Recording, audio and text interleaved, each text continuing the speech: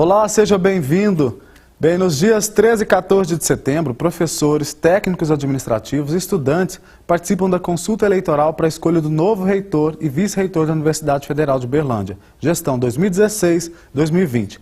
Caso necessário, o segundo turno será no dias 21 e 22 de setembro. Para ajudar o eleitorado acadêmico na análise dos planos de gestão e conhecer mais as propostas de cada um, o UFO no Plural apresenta uma série de entrevistas especiais com os candidatos a reitor e vice da universidade. Hoje o nosso bate-papo é com o candidato Arquimedes Diógenes Silone, que é professor da Faculdade de Engenharia Civil desde 1983. Ele foi pró-reitor de pesquisa e pós-graduação de 1994 a 1996 e reitor por 2 mandatos, de 2000 a 2008. Bom, também está aqui o candidato dele a vice, Fernando Antônio Ferreira, professor da Faculdade de Medicina Veterinária desde 1978. Os dois concorrem pela chapa Democracia Sempre. Bem, muito obrigado pela presença de vocês. Nós é quem agradecemos a oportunidade. Bem, antes de começar as perguntas, eu reforço que o programa UFO no Plural tem 30 minutos. E a gente dá a sugestão de que cada candidato seja objetivo e direto em suas respostas, para que assim dê tempo de esclarecer as possíveis dúvidas dos eleitores. Bom, a primeira pergunta, não é segredo para ninguém, né, que as universidades públicas, como em todo, né, em geral, enfrentam problemas com relação à segurança pública, né? Os crimes vão de furtos, roubos, uso de drogas, até abusos sexuais. Como que vocês pensam, né, em fazer para melhorar e garantir a segurança da comunidade acadêmica aqui da UFO? Nós vamos discutir com a comunidade a criação de um programa institucional de vigilância que pressupõe iniciativas como a vigilância cidadã, que pressupõe o reforço dos equipamentos fornecidos aos nossos vigilantes, especialmente o monitoramento eletrônico, que pressupõe um maior controle dos editais para a contratação dos terceirizados, que deverão receber treinamento específico para trabalhar em consonância com as nossas diretrizes e de acordo com a orientação dos nossos vigilantes. Certo. Bem, a segunda pergunta diz respeito à educação. A gente sabe que a UFO é um lugar, né, de novas ideias, pesquisas, projetos, que contribuem não só para o meio acadêmico, mas para a cidade de Uberlândia, para o país, até para o mundo, né? Só que, às vezes, existe um problema que é a falta de dinheiro, né? A gente esbarra na falta de dinheiro.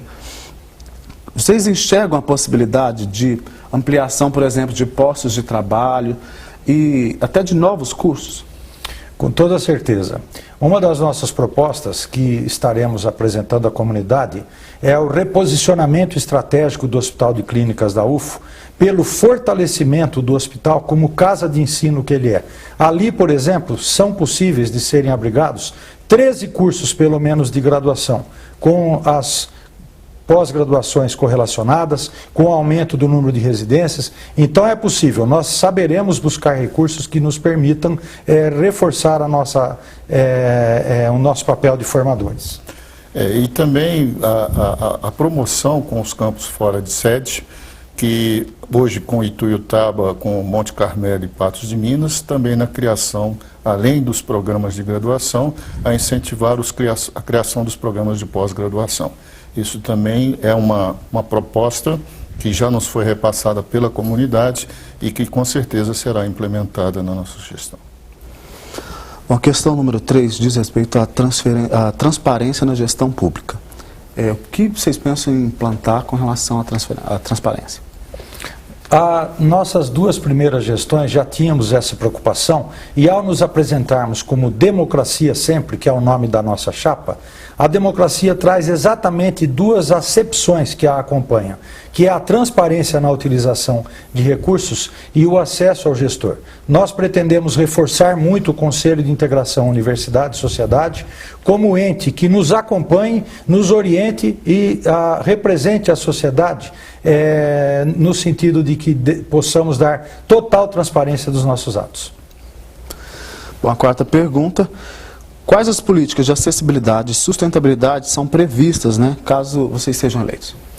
É bom lembrar que no nosso primeiro mandato fomos a gestão na UFO que promoveu a instalação dos primeiros elevadores e dos primeiros corredores visando auxiliar, por exemplo, alunos cadeirantes. Nós pretendemos retomar isto, nós temos campi novos para cuidar, né? Eu costumo dizer que nós precisamos parar de falar em campos fora de sede. São 7 campi da UFO, né? Nós temos que cuidar bem de todos e nesses campi, por exemplo, nós temos que fazer a revolução que já fizemos aqui em termos de acessibilidade. E vejo também que nesse aspecto nós temos ainda a possibilidade, como o professor Arquimedes já detalhou em várias das palestras que nós temos feito no dia a dia, da possibilidade de aumentar o número de professores com relação a pessoas com deficiências, né? Esse é um trabalho também que deverá ser feito nesse aspecto, então, não só da acessibilidade, como também da inclusão social. Correto? Certo. O que vocês pensam sobre apoio, né, estudantil, assistência estudantil, e quais são as ações que vocês pensam para beneficiar aí, principalmente, né, os alunos carentes? Nós fomos os proponentes e criadores do Plano Nacional de Assistência Estudantil quando presidentes da nossa entidade, a Andifes. E como formulador do plano, vemos agora que ele precisa ser reforçado. Aumentou muito o número de alunos carentes, oriundos das camadas mais pobres da sociedade. Nós precisamos reforçar esse programa. Nós temos como desafio também a consolidação da nova Pró-Reitoria de Assuntos Estudantis. Nós temos como desafio o pensar futuras residências universitárias para os nossos campi fora de sede. E também um detalhe que temos feito referência, a questão da evasão, ela passa necessariamente por alunos carentes. De 10 alunos, 4 com evasão dentro da universidade, nós temos dois alunos, ou seja, 20% disso, eles saem da universidade por problemas principalmente financeiros. Então, esse apoio, não só como o professor Arquimedes. Recentemente, em Ituiutaba, nós estávamos discutindo a situação da residência universitária, né?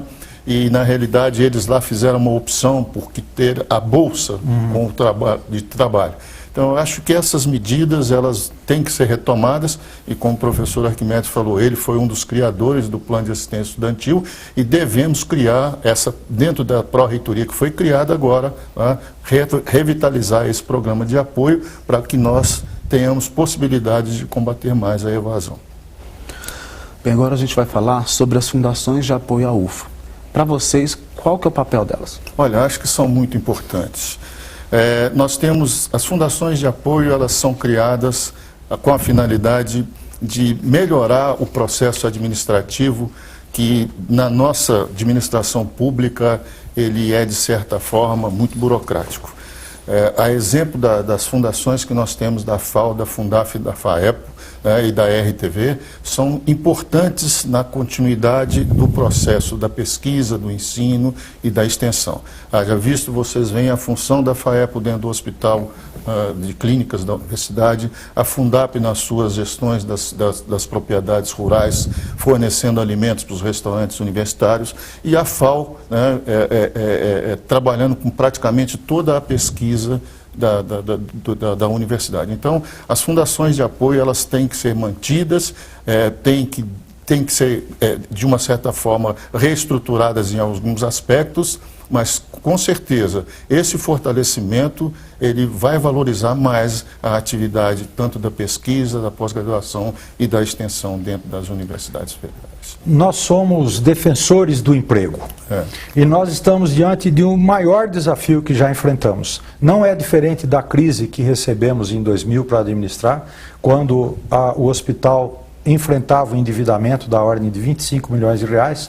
Novamente nós temos um desafio de manter a FAEPO, preservar os empregos dos nossos funcionários da fundação e reestruturá-la frente ao desafio de manter cotidianamente aquele hospital aberto. A FAEPO precisa ser revitalizada, ela é importante, como importantes são todas as fundações.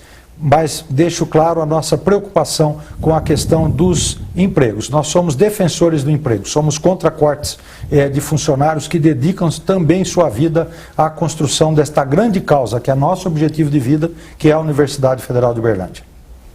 Então, agora a gente vai falar de um outro assunto que diz respeito aos campi, né, nas outras cidades.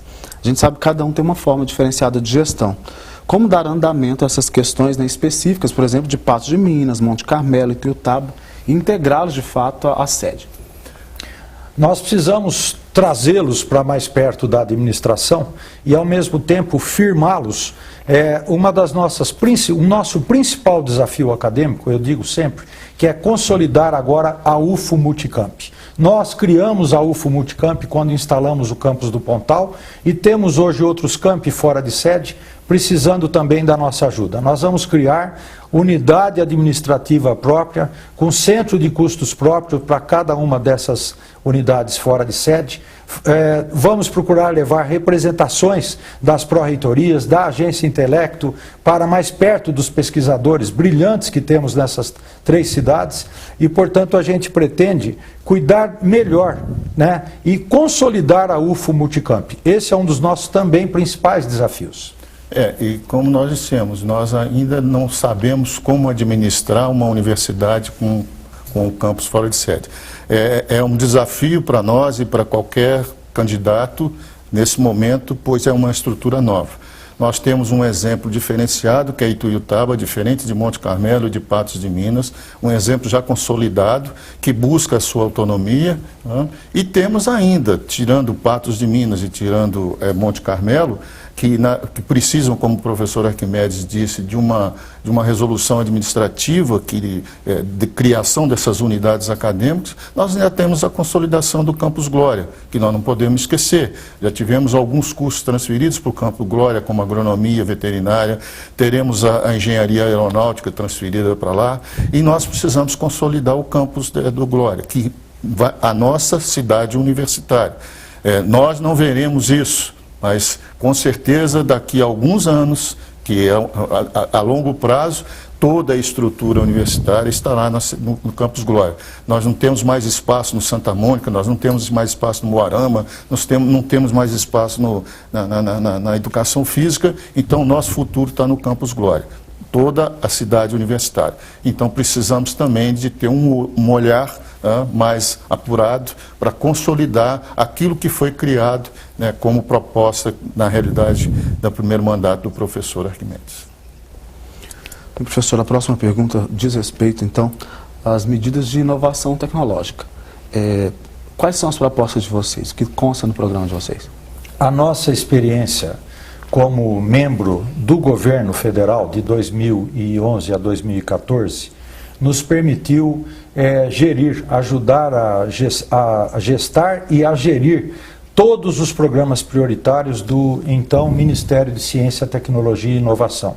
E há muitos recursos na Secretaria de Inovação Tecnológica que a gente pretende buscar mediante convênios de todos os institutos de pesquisa a serem assinados com a UFO. Creio que a nossa experiência propiciará, facilitará essa tarefa e será, por exemplo, uma forma de encontrar recursos que nos permitam, por exemplo, abrir o CREDEST no Jardim Brasília, que é um motivo de vida da doutora Isabela Goulart, que tenho certeza que estará nos assistindo. Nós temos que pensar o CREDEST, o CAPES-AD e outros locais do hospital como locais de pesquisa, para trazermos recursos, fortalecendo assim, como mencionei ainda há pouco, a tarefa do reposicionamento estratégico do hospital. Saberemos buscar recursos para a inovação na Secretaria de Inovação Tecnológica do Ministério. Ok, daqui a pouco a gente continua a nossa conversa. Bem, UFO no Plural vai para o intervalo e volta daqui a pouco. Continue aí com a gente. Até lá.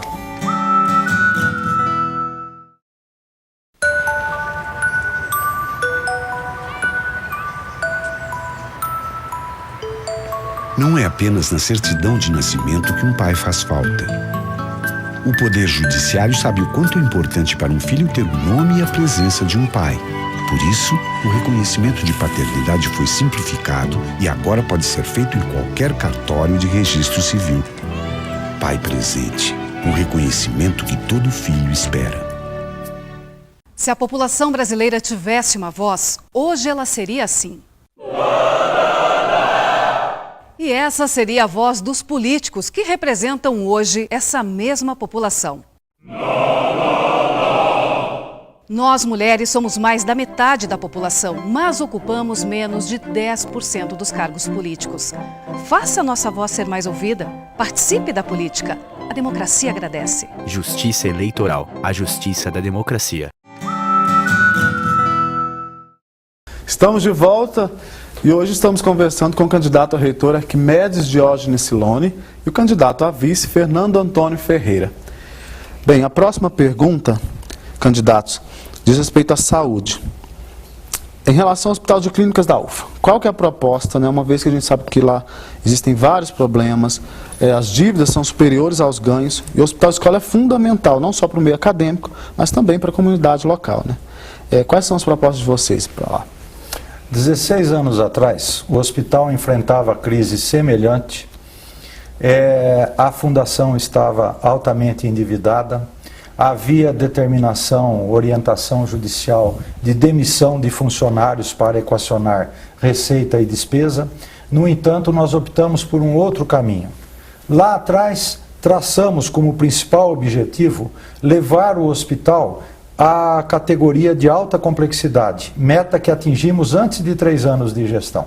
Isso nos trouxe mais recursos, isso nos trouxe formas de pagamento do estado de endividamento, não demitimos ninguém, contratamos mais 360 pessoas, a FAEP hoje tem 1.400 funcionários, nos nossos mandatos chegou a ter 2.100 funcionários.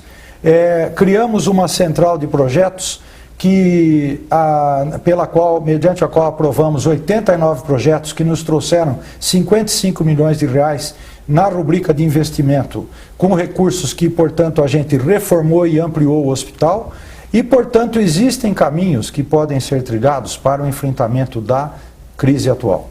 A diretriz de reposicionamento estratégico do hospital como casa de ensino, ela traz a tarefa da criação de novos cursos, ela traz a tarefa da criação de novas pós-graduações, ela traz a tarefa do refortalecimento do hospital como laboratório de pesquisa, como, por exemplo, citei ainda há pouco, trazendo recursos da Secretaria de Inovação Tecnológica para propiciar o aumento do número de pesquisadores atuando no hospital. Nós temos, por exemplo, linhas que permitirão o financiamento de programas de fortalecimento da administração do próprio SUS. São recursos que a gente pode trazer na tarefa de combater o atual estado de coisas. O que nós não concordamos é o caminho mais fácil, que seria cortar funcionários. Somos contra isso. Nós temos que refortalecer o hospital, portanto, pela via do reposicionamento estratégico, pela via, nós temos que voltar a tratar com os prefeitos, com o secretário de Estado, com o ministro da Saúde, do teto de recursos do SUS para este município, que foi distorcido mais de 25 anos atrás, essa correção ainda não foi feita. Nós temos como uma das tarefas principais lutar junto ao senhor ministro e ao Congresso para passar o orçamento da saúde para 10% do PIB, para obter recursos novos. Nós temos, portanto, uma série de iniciativas. Pretendemos trabalhar com os prefeitos da região no sentido de que nos ajudem com os seus deputados, com os seus senadores, a apresentar novamente ao governo do estado a criação de um cinturão profilático. Nós precisamos de mais 5 hospitais de menor porte nesta região que, atendendo até a média complexidade, deixe para Uberlândia fazer apenas a alta complexidade no atendimento da saúde desses municípios. E atendendo a população de Uberlândia de forma mais digna, nós diminuiríamos o número de pessoas que acorrem ao nosso hospital. Por exemplo, estamos criando medicina, o professor Elmiro deve entregar a criação do curso de medicina em Ituiutaba. Em torno de Ituiutaba gravitam 43 cidades que poderiam ter o seu atendimento primário, poderiam ter o atendimento até a média complexidade em Ituiutaba. Somente os atendimentos de alta complexidade viriam para Uberlândia. Isso aliviaria o nosso hospital, permitiria que atendêssemos melhor a comunidade de Uberlândia, permitiria que a gente fosse aos poucos equacionando o nosso hospital. É possível vencer a crise como já vencemos 16 anos atrás. E é importante salientar que essa crise, com a dívida que hoje nós temos com a FAEP, essa dívida é uma dívida que é do Estado. A FAEP está fazendo o que era o dever do Estado estar fazendo. Na realidade, são mais de 1.400 funcionários dentro do hospital, trabalhando, deixando uma dívida de um custo anual de aproximadamente 220 milhões que o hospital tem. Ele arrecada aproximadamente 200 milhões entre o que é SUS e o que é MEC, sobra uma dívida de 20 milhões para que esse hospital seja administrado. E a FAEPO administra essa dívida porque ela tem que dar a mão de obra, que era um poder, né, que é um dever do Estado. Isso também precisa de ser colocado, como o professor Arquimedes colocou. A importância de que os políticos entendam que há necessidade de colaborar para que essa dívida desse hospital, que atende, como ele diz, tanto a alta complexidade, que seria a maior função dele, deveria ser atendido, né, o atendimento primário e secundário, como nós dissemos, né, em situações diferenciadas, como ele acabou de definir. Candidatos, a questão da EBSER como gestora do HC, qual que é o posicionamento de vocês? Olha, com relação à EBSER, nós temos o nosso posicionamento. A EBSER, a função da EBSER é a função de gestão. Tá? O que nós temos é uma função de gestão baseada num exemplo do hospital da Universidade, o Hospital de Porto Alegre. Na realidade, a EBSER ela só administra patrimônio público. E nessa situação, ela não administraria a situação do patrimônio público que não fosse patrimônio público. Parte do nosso hospital, ou praticamente toda a estrutura hospitalar que nós temos hoje em dia, está sob patrimônio da FAEPO. Então, essa dívida que nós acabamos de fazer referência, a EBSER não reconhece. Ela diz que vai administrar a gestão do hospital de clínicas, mas que o hospital de clínicas não tem dívida. Então, a dívida passa a ser da FAEPO, então ela não vai ter que pagar essa dívida. Mas o mais importante para nós é a relação humana. Quer dizer, nós temos o risco de demissão de 1.400 funcionários. A EBSER dá um prazo de 2 anos para que esses funcionários passem por concurso. Nós temos funcionários de 25, 20, 30 anos dentro da FAEPO que com certeza não passariam no concurso. Menos de 10% seriam aprovados. Então nós mandaríamos, desculpem a vulgaridade do termo falar, mandaríamos para a rua esses pais de família. Então, para nós, o primeiro momento da EBSER é a relação de recursos humanos. O respeito a essas pessoas que dedicaram a sua vida à estrutura do Hospital de Clínicas da Universidade Federal, consequentemente a Universidade Federal de Uberlândia, e que não podem ser tratados dessa forma. A segunda situação é que a EBSER, nós corremos o risco de fugirmos da nossa autonomia com relação à área acadêmica. O Hospital de Clínicas é um grande laboratório acadêmico do curso de medicina. E como o professor Arquimedes, de mais 13 cursos, não é? Nós temos lá dentro a medicina, nós temos a enfermagem, nós temos a fisioterapia, nós temos a nutrição, a fonoaudiologia, nós temos a possibilidade de curso de farmácia, de bioquímica. Então, ele é um grande laboratório. Se a EBSER faz o trabalho de administração, nós teríamos perdido a autonomia acadêmica. E no terceiro momento, que é um momento crítico, é exatamente essa relação do patrimônio. Se a FAEPO tem dívida, como é que ela pode repassar o patrimônio para a União? Então, essas são 3 situações que deixam a situação da EBSER de uma situação muito difícil de ser resolvida. E nós não acreditamos que dentro do processo de gestão nós já temos exemplos, como nós temos exemplo da Universidade Federal do Paraná, temos exemplo da nossa vizinha aqui de Uberaba, que já aderiram à EBSER e que estão com problemas, já fecharam alas, já fecharam leitos. Então não vejo na EBSER esse momento de solução mágica para o problema da saúde. Nós somos contra a EBSER. É preciso deixar isso claro, pelas razões que o professor Fernando já explicitou. A EBSER não é a única solução e talvez não seja a mais sábia. Portanto, nós teremos a capacidade de propor novas soluções. Já falei da reestruturação da FAEPO que pretendemos promover. Vamos procurar a Assembleia, vamos discutir com o Conselho da FAEPO a reestruturação da Fundação, preservando os empregos e enfrentando a situação como FAEPO. Vamos reerguer o hospital sem precisarmos de outro modelo que não nos serve. Ok, bem, candidatos. A próxima pergunta diz respeito à economia. Em um cenário de crise, de falta de dinheiro, como promover melhorias? Buscar recursos e verbas, onde e como, se os cortes acontecem, são fatos. Há uma previsão de corte de R$1 trilhão em 10 anos, tanto na educação quanto na saúde, que faz prever tempos muito difíceis. Mas nós não trabalhamos com horizonte de cortes.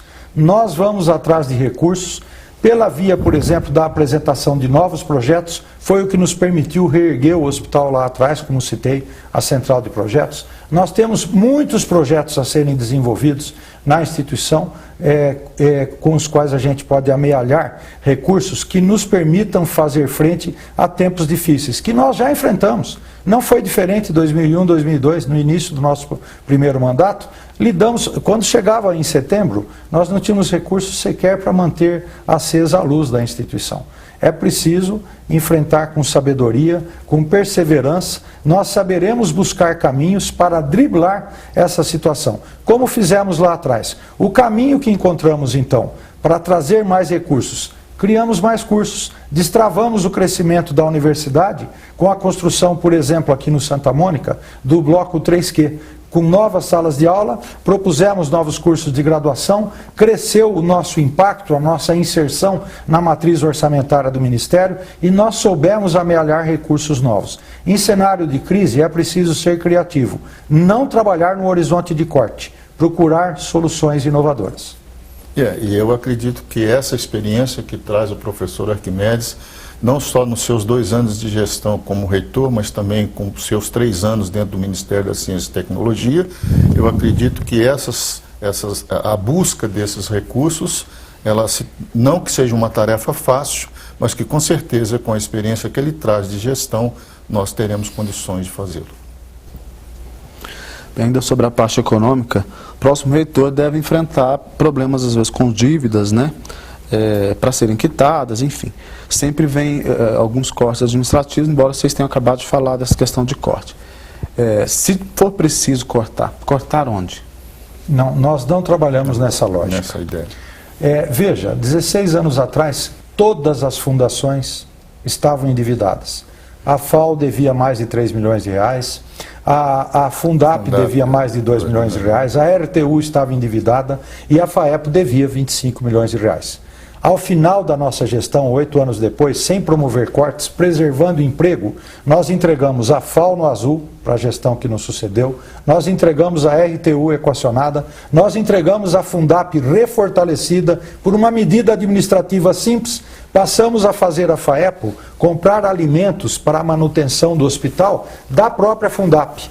Eliminamos os atravessadores que viviam em torno desse assunto. Passamos a comprar melhor, mais barato, colocamos mais alimento. Por exemplo, os acompanhantes de pacientes do pronto-socorro também recebiam alimentação, café da manhã, almoço e jantar. Mediante uma medida administrativa simples, passar a FAEP comprar direto da Fundap. Revitalizamos a Fundap com mais recursos, porque passamos a comprar mais da Fundap, comprar melhor. E é este mesmo caminho que a gente vai procurar trilhar para fugir do cenário de cortes. A gente não trabalha na lógica da dificuldade. Óbvio que vamos enfrentá-la, mas temos que enfrentá-la com sabedoria. Já o fizemos e pudemos sanear todas as fundações. É bom lembrar que entregamos a FAEPO ao professor Alfredo Júlio, com uma dívida de R$7 milhões, não conseguimos pagá-la toda, num cenário em que, reconhecidamente, a Prefeitura Municipal de Uberlândia nos devia apenas em cirurgias cardíacas mais de R$10 milhões que, infelizmente, não foi possível que a Prefeitura quitasse. Se o tivesse feito, teríamos entregue a FAEPO também totalmente saneada. É possível vencer a crise. Saberemos enfrentá-la. Nós estamos oferecendo à comunidade universitária a soma de 2 experiências administrativas com trajetória, com capacidade de enfrentamento dos momentos difíceis que estamos enfrentando e que com certeza enfrentaremos ao longo dos próximos 4 anos. Bem, nosso tempo acabou. Muito obrigado pela presença de vocês mais uma vez. Boa sorte na consulta eleitoral. Muito obrigado. Nós é que agradecemos. Obrigado. O programa UFO no Plural vai ficando por aqui. Muito obrigado pela audiência. Um forte abraço e até a semana que vem. Tchau, tchau.